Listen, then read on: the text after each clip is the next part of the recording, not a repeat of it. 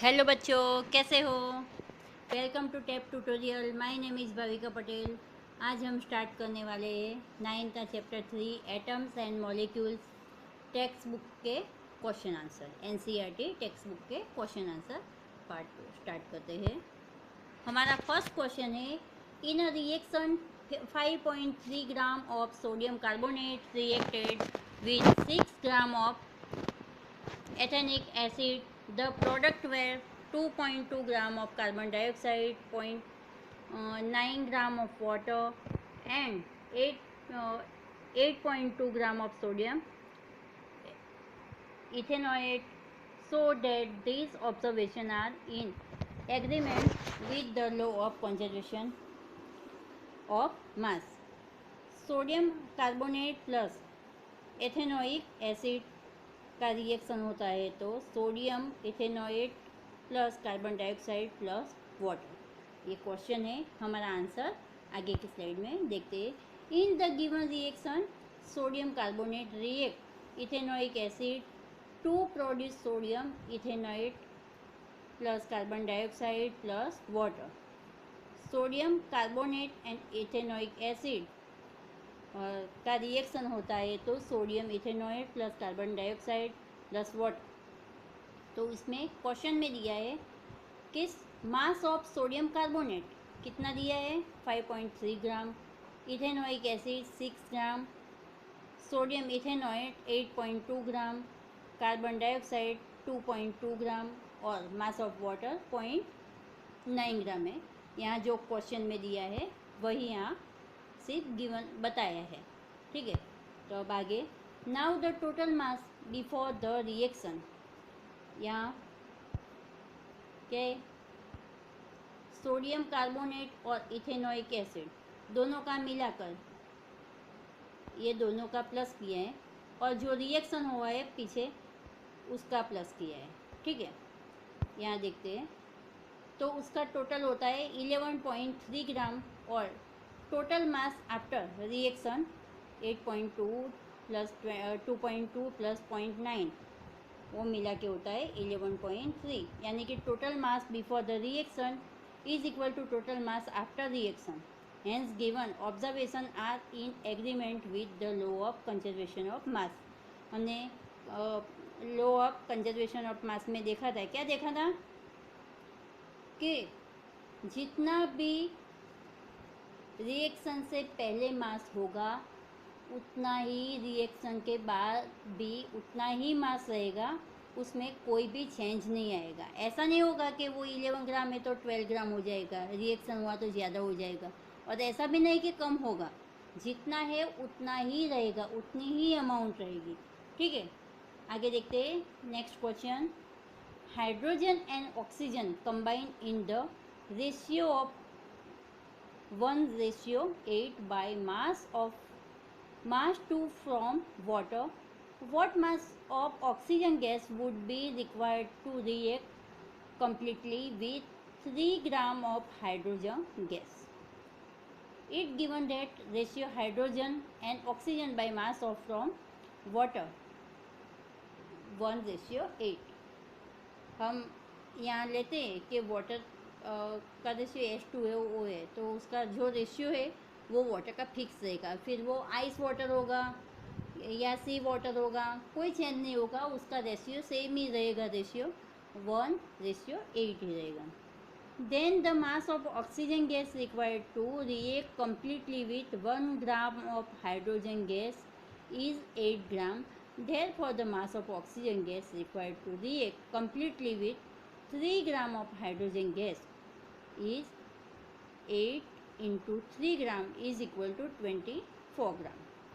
क्योंकि हाइड्रोजन का 1 है तो 1:3 ग्राम होगा, 1 इंटू 3 इज इक्वल टू 3 होगा, 3 1 जा 3 तो 8 इंटू 3 यानी कि 24।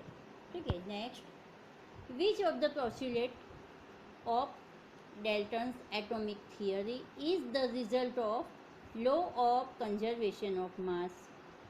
The postulate of Dalton atom are indivisible particles which cannot be created or destroyed in a chemical reaction.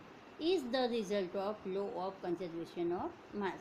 हमने फर्स्ट क्वेश्चन में भी देखा और इसमें भी कि केमिकल रिएक्शन होगा तो कोई भी पार्टिकल्स डिस्ट्रॉय भी नहीं होगा कि नया क्रिएट भी नहीं होगा। ठीक है, आगे देखते हैं। Which postulate of Dalton atomic theory can explain the law of definite properties. हमारा आंसर है postulate of Dalton the relative number and kind of atom are constant in a given compound can explain the law of definite proportion। Law of proportion में हमने जो देखा था कि उसका ratio कैसा होता है, फिक्स रेशियो है। ठीक है, next define atomic mass unit. हमारा आंसर है mass unit equal to exactly 1/12 the mass of one atom of carbon 12 is called one atomic mass unit. It is written as U. हमें U unit का U लिखते हुए, ठीक है, क्या 1/12 यानी कि 12 इक्वल पार्ट्स है।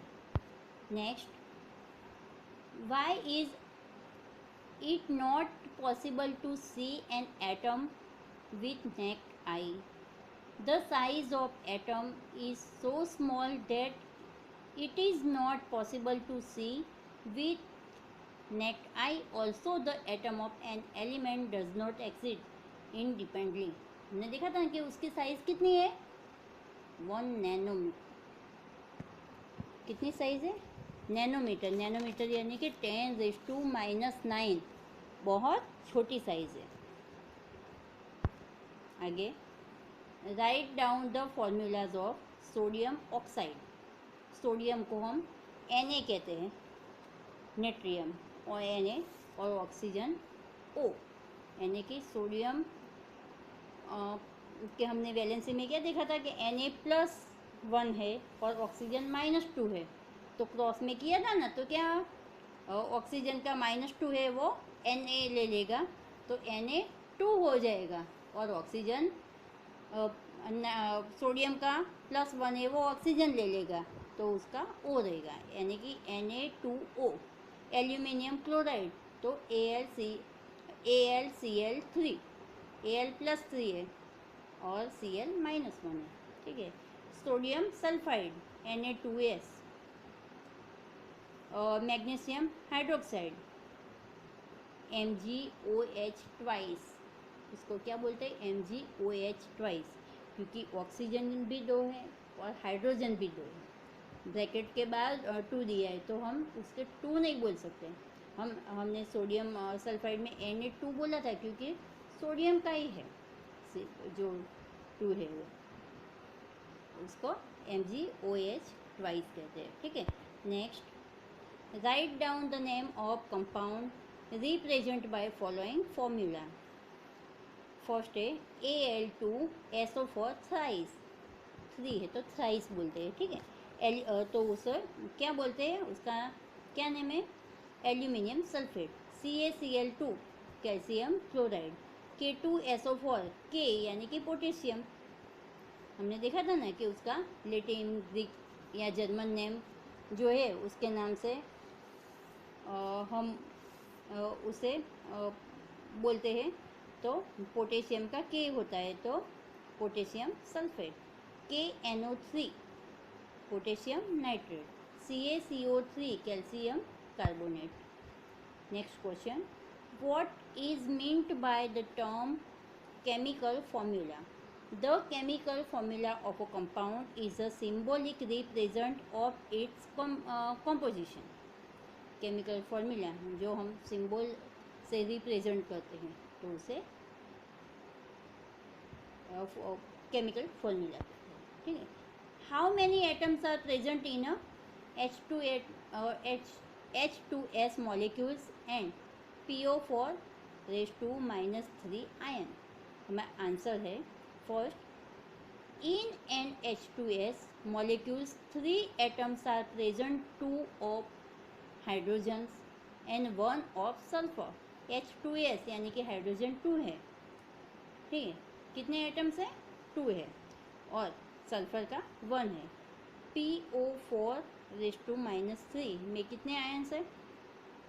5 amount of present, 1 of phosphorus, phosphorus के 1 और ऑक्सीजन के 4 है। Calculate the molecular mass of H2, O2, Cl2, CO2, CH4, C2H6, C2H4, NH3, CH3OH। तो molecular of mass H2, 2 into atomic mass, सब में एटोमिक मास ऐड करना है, तो हाइड्रोजन का 1 है तो 2 into 1 2U।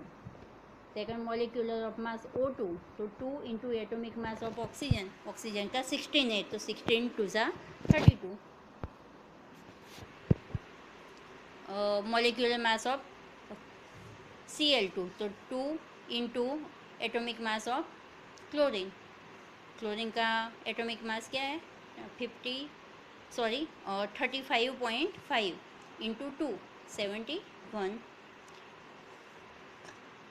CO2 carbon dioxide का लेना है तो carbon dioxide plus 2 into atomic mass of oxygen, तो कार्बन का एटोमिक मास है 12 और ऑक्सीजन का 2 इंटू ऑक्सीजन का 16 है तो 16 इंटू 2 कैलकुलेट करते हैं तो 44। Molecular mass of methane, methane का एटोमिक मास ऑफ कार्बन 1 है तो 12 एटोमिक मास 12 है, और हाइड्रोजन का 1 है तो 1 इंटू 4 यानी 4, 12 plus 4 16। Mass of carbon into 6 into atomic mass of hydrogen, तो कार्बन का 12 एटोमिक मास है और हाइड्रोजन का 1 है, पर हाइड्रोजन के 6 एटम दिए हैं तो 6 इंटू 1, और कार्बन के 2 दिए C2 है तो 12 into 2 24 plus 6 30। Molecular of mass C2H2, C2 यानी कि 12 इंटू 2 और 1 इंटू 2, तो 12 2 ज़ा 24 plus 4 28। Molecular mass of NH3, nitrogen का 14 है और हाइड्रोजन का 3, दोनों का प्लस करके 17U। Molecular of mass of CH3OH, atomic mass of carbon plus 3 into atomic mass of hydrogen plus atomic mass of oxygen plus atomic mass of hydrogen, तो carbon का 12 है, हाइड्रोजन का 1 है इंटू 3, ऑक्सीजन का 8 और hydrogen का 1 मिला के 8 होता है, 24 होता है।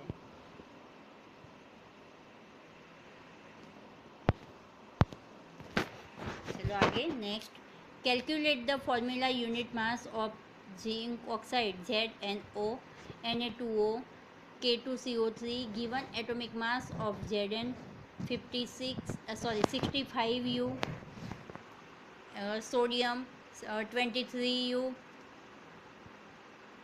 Potassium 39U, carbon 12U and oxygen 16U। U means unit, ठीक है। हमारा आंसर है formula of unit mass of ZnO, zinc oxide का atomic mass of Zn plus atomic mass of oxygen, दोनों का ऐड कर दो, जो आएगा वो आंसर। Na2O, तो Na का 23 है इंटू 2 प्लस 16 तो 62U। Formula of unit K2CO3, यहाँ सबका दिया ही है, तो पोटेशियम का कितना दिया है 39 इंटू 2 और कार्बन का 12, ऑक्सीजन का 16 दिया है तो 16 इंटू 3 कैलकुलेशन करो तो 122U। Next question, if 1 mole of carbon atom weight 12 gram, what is the mass in gram of 1 atom of carbon. तो हमारा आंसर है 1 mole of carbon atom weight 12 gram given, 12 gram दिया है। Mass of 1 mole of carbon atom 12 gram, then mass of 1 mole is equal to कितना होता है 6.022 into 10⁻23 number of carbon atoms 12 gram. Therefore mass of one atom of carbon 12 divided by Avogadro जो numbers है तो वो कितना है Avogadro number बोलो या 1 मोल इज इक्वल टू बोलो एक ही है. और 6.022 इंटू 10⁻23 कैलकुलेशन नीचे दिया है इतना 1.9926 इंटू 10⁻⁻23 ग्राम. ठीक है. Next, which has more number of atom 100 gram of sodium और 100 gram of iron given atomic mass of sodium 23U और फेरम आयन 56U.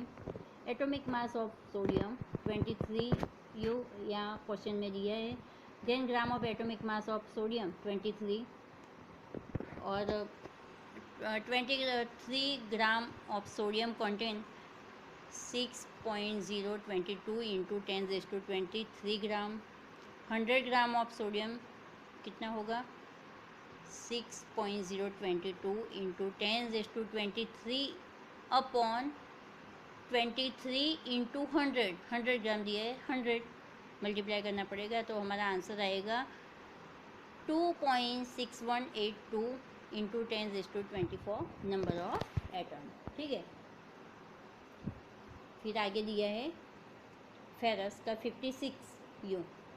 तो ग्राम ऑफ एटॉमिक मास फेरस का 56 है तो आगे जैसे हमने किया था वैसे कि 6.022 इंटू 10⁻23 नंबर ऑफ एटम और 100 ग्राम ऑफ फेरस लेते हैं तो उसका क्या आएगा 6.022 इंटू 10⁻23 अपॉन 56 इंटू 100 करते हैं हो जाएगा तो उसका आंसर आएगा 1.0753 into 10⁻24 number of atom. Therefore 100 gram of sodium contain more than the atom than 100 gram of iron. Iron का कैलकुलेशन देखा हमने और यहाँ सोडियम का देखा. ठीक है. तो किसका ज़्यादा है वो हमें समझ में आ गया. ठीक है. आगे 0.24 ग्राम sample of compound or oxygen boron was found by analysis to contain 0.096 gram of boron and 0.144 gram of oxygen. Calculate the percentage composition of the compound by weight. Total mass of compound 0.24 ग्राम यहाँ question में दिया है 0.24 ग्राम. ठीक है. Mass of boron boron का मास कितना है 0.096 ग्राम वो भी क्वेश्चन में दिया है. ऑक्सीजन का मास 0.144 ग्राम वो भी क्वेश्चन में दिया है. अब percentage of boron by weight in compound 0.096 upon 0.24 into 100%. Percentage करना है तो 100 से करना पड़ेगा ना तो 40% आएगा. And percentage of oxygen by weight in compound 0.144 upon 0.24 into 100 यानी कि 60% आएंगे. ठीक है. आगे when 3 gram of carbon is burnt in 8 gram of oxygen 11 gram of carbon dioxide is produce what mass of carbon dioxide will be form when 3 gram of carbon is burnt of 50 gram of oxygen. Which law of chemical combination will govern your answer? तो हमारा answer है 3 gram of carbon combined with 8 gram of oxygen give 11 gram of carbon dioxide. 3 gram of carbon is burnt in 50 gram of oxygen. Then 3 gram of carbon will react with 8 gram of oxygen. The remaining 42 gram of oxygen will be left unreacted. 50 ग्राम में से 8 ग्राम अनरिएक्ट है तो कितना रहेगा 50 minus 8 यानी कि 42 ग्राम. In this case also only 11 gram of carbon dioxide will be formed. Above the answer is governed by the law of constant proportion. constant proportion में क्या है, उसका रेशियो फिक्स रहता है. ठीक है, तो उसका रेशियो फिक्स रहेगा. 50 ग्राम करना है तो 50 माइनस 8 करोगे तो 42 ग्राम होगा. इसका रेशियो तो 50 है तो 50 ऐसा रेशियो फिक्स रहेगा. ठीक है, आगे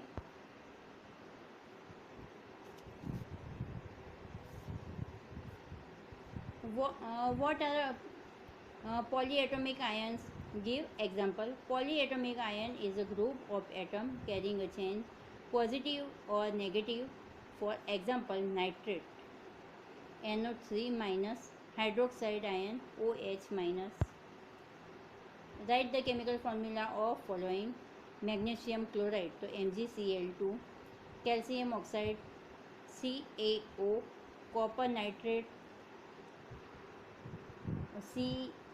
CuNO3 twice, aluminium chloride AlCl3, calcium carbonate CaCO3. Give the name of element present in following compound. Quick lime यानी कि कैल्शियम एंड ऑक्सीजन, इसमें कैल्शियम और ऑक्सीजन होता है. हाइड्रोजन ब्रोमाइड में hydrogen and bromine. Baking powder sodium, hydrogen, carbon and oxygen. Potassium sulphate में potassium, sulphur and oxygen. Calculate the molar mass of following substance. Ethane C2H2. Molar mass of ethane C2H2 यानी कि 2 into 12. Mass of carbon 12 है और mass of hydrogen 1 है, तो 2 into 1 यानी कि 12 to 24 plus 2 26. Sulphur molecules S8 है, तो मास ऑफ सल्फर कितना है 32 into 8 256 gram. Phosphorus molecules P4. Phosphorus का mass 31 into 4 124 gram. Hydrochloric acid HCl, hydrogen का 1 और क्लोरीन का 35.5, तो 1 प्लस 35.5 यानी कि 36.5. नाइट्रिक एसिड HNO3, तो NO3 का हम HNO3 लेते, तो हाइड्रोजन, नाइट्रोजन और ऑक्सीजन, तो हाइड्रोजन का 1, नाइट्रोजन का 14 और ऑक्सीजन का 16 है, तो ऑक्सीजन में 16 इंटू 3 48 प्लस 14 प्लस 1 63 ग्राम. ठीक है, next question. What is the mass of 1 mole of nitrogen atom? B 4 mole of aluminium atoms. Atomic mass of aluminium is equal to 27. And C 10 molecules sodium sulfate Na2SO3. The mass of 1 mole of nitrogen atom is 14 gram. B the mass of 4 moles of aluminium atoms is 4 into 27. Calculation करते हैं तो 108 ग्राम. The mass of 10 moles of sodium sulfate Na2SO3. Sodium 10 मोल लिया है, तो 10 into sodium का 23, तो 2 into 23 plus 32 plus 3 into 16, कुल मिला के 126 into 10 1260 1260 gram. Convert into mole में कन्वर्ट करना है. 12 gram of oxygen gas, 20 gram of water, 22 gram of carbon dioxide. तो फर्स्ट ए लेते 32 gram of oxygen gas 1 is equal to 1 mole. 12 gram of oxygen 12/32 calculate करते हैं 0.375 moles. 18 gram of water is equal to 1 mole. तो 20 gram of water लेना है, तो ये 20/18 1.111 mole. 22 gram carbon dioxide, 44 gram of carbon dioxide is equal to 1 mole. तो 22 लेना है, तो 22 gram of carbon dioxide 22/44 moles is equal to 0.5 moles.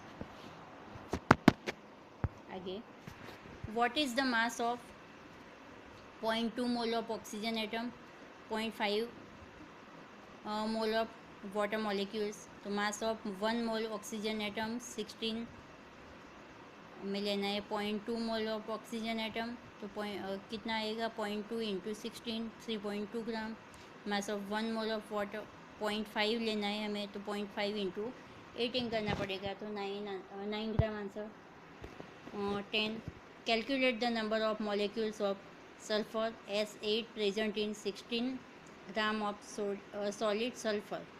1 mole of solid sulphur S8 है, S का सल्फर का 32 और 8 एटम्स है, तो 8 into 32 256 gram.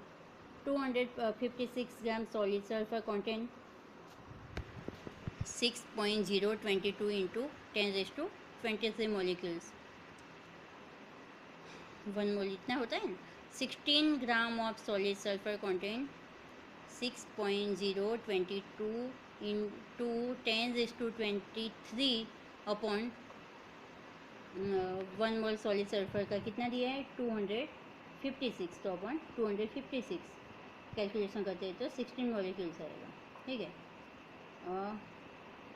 Is equal to 3.75 into 10⁻22 molecules. आगे, question 11, calculate the number of aluminium ions present in 0.051 gram of aluminium oxide. यहाँ hint दिया है ब्रैकेट में, the mass of an ion is same as that of an atom of same element, atomic mass of aluminium is equal to 27। Aluminium का 27 दिया है, तो हमें लेना है एल्यूमिनियम ऑक्साइड Al2O3। तो एल्यूमिनियम के 2 एटम्स है, तो 2 इंटू 27 प्लस ऑक्सीजन के 3 है, तो 3 इंटू 16 कुल मिला के होगा 102 ग्राम। ठीक है, Al2O3 is equal to 6.022 into 10⁻23 molecules Al2O3। तो 0.051 gram of Al2O3 contains 6.022 into 10⁻23 upon 102 into 0.051 molecules is equal to 3.011 into 10⁻20 molecules of aluminium oxide.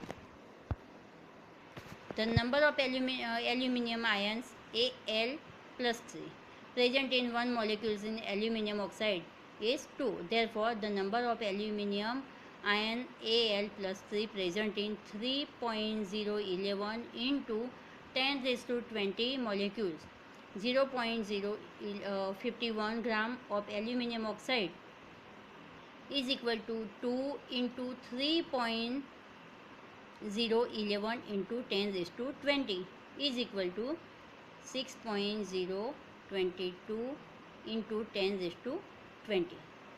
कितना आया एल्यूमिनियम ऑक्साइड का 6.022 इंटू 10⁻20। ठीक है, चलो हमारा टेक्स्ट बुक के जो क्वेश्चन आंसर थे वो कंप्लीट हो गए। Thank you for watching video. So student, if you have any doubts, you can ask in the comment section. I will answer it. Thank you.